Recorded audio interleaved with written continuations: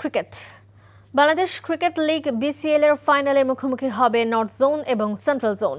মিরপুর শেরেবাংলা জাতীয় ক্রিকেট স্টেডিয়ামে দিবারাত্রির ফাইনাল ম্যাচটি শুরু হবে দুপুর 2:15 লিগ পর্বে 3টি করে ম্যাচ খেলে দুটিতে জিতে সমান 4 পয়েন্ট নিয়ে ফাইনাল নিশ্চিত করে নর্থ জোন ও সেন্ট্রাল জোন। লিগ পর্বে একটি করে ম্যাচ হেরেছে দুই দলই। সেন্ট্রাল জোনের কাছে 2 উইকেটে হারে নর্থ জোন।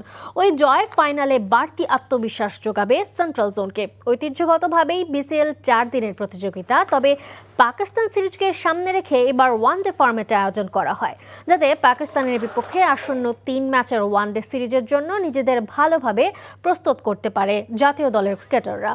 আগামী 11 মার্চ থেকে ঘরের মাঠে পাকিস্তানের বিপক্ষে ওয়ানডে সিরিজ শুরু করবে বাংলাদেশ।